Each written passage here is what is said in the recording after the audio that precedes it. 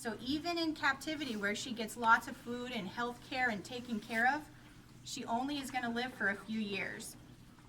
So when we got Matilda, she was very small, and just in a few months, she's almost grown 4 times the size.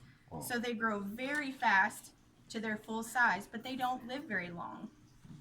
So she is native to, well, they didn't originate here, but they lived here long enough that we consider them a native animal. So the interesting thing about her is that she's a marsupial. So she's kind of similar to what a kangaroo is. A kangaroo carries their baby in their pouch. Opossums also have babies that live in their pouch. When their babies are born, they're only just the size of maybe a pea. They're just tiny, tiny, tiny.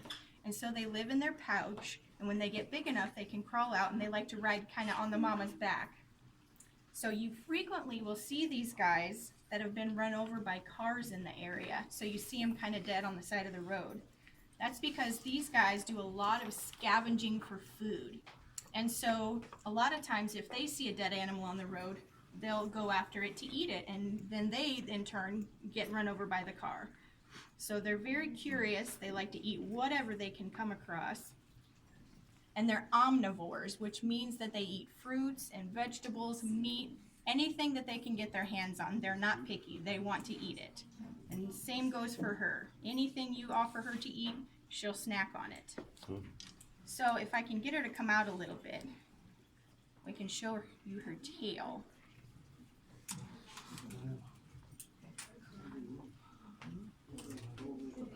She doesn't want to come out of her little warm cubby.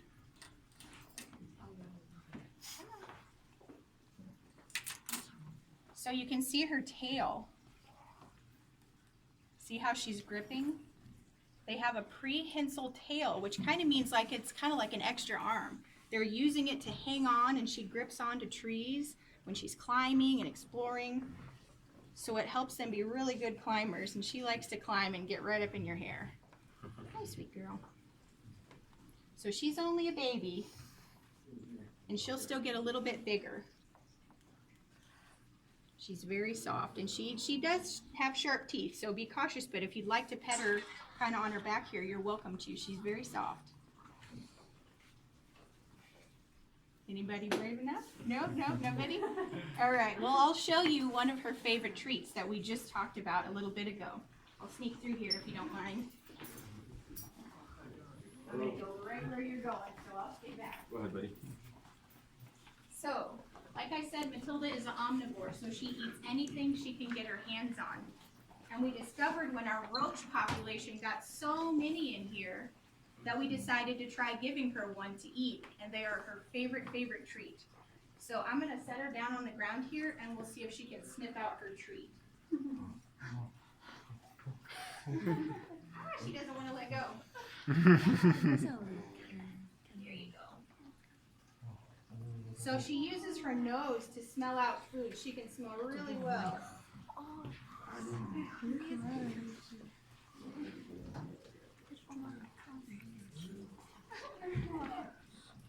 She's going to hide from us.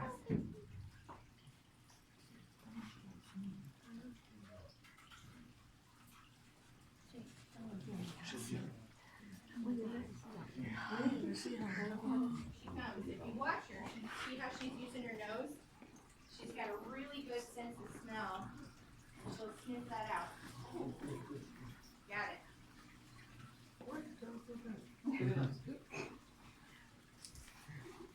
Yep, we'll do it again in case you missed it. These are her favorite thing to snack on.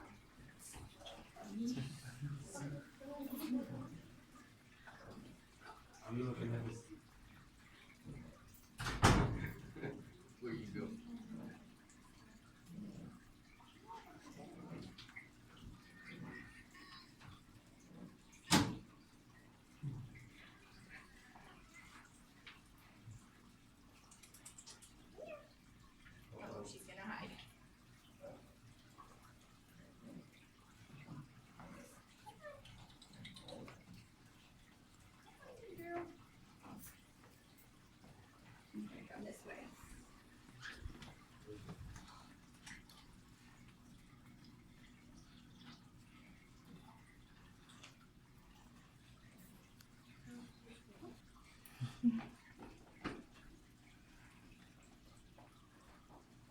So those are one of her favorite treats. So the reason that we have a lot of these animals is because we take them with us to schools, and we have classes come in. Just like if you take environmental life science, you'll come in and take a tour of the area and see what we do here and check out our animals. And so they go to a lot of schools and programs, so that way we can kind of teach kids about some of the animals that live in the area, ones that are native here, and a little bit about their life histories, what they like to eat and what they like to do. So she's getting a little restless, so I'm going to put her up and then we'll talk about a couple more things.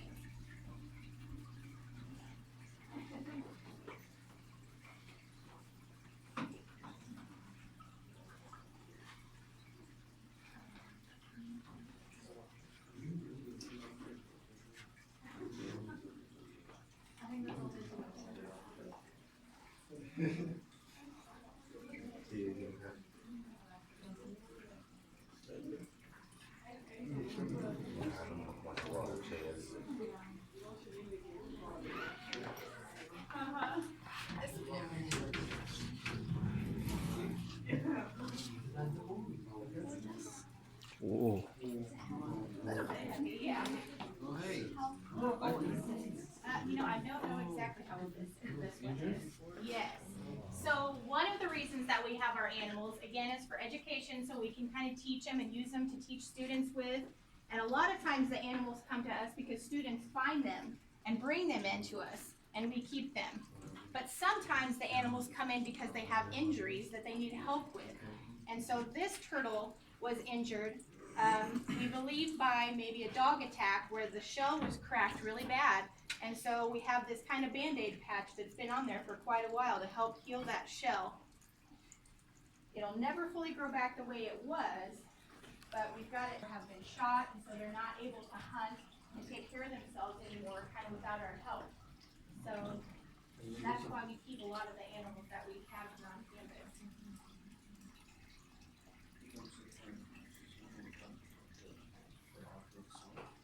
So these guys both are tortoises, and they're a little bit different than the turtle species that we look at. The turtles over there that we have are aquatic, so you'll find them in water.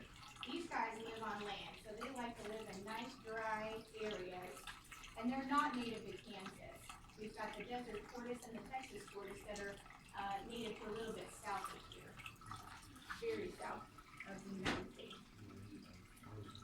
He won't bite, but he does have nice sharp claws to dig around with. Yes. So again, this is a reptile, like the snake is a reptile because they have that scaly, rough, dry skin.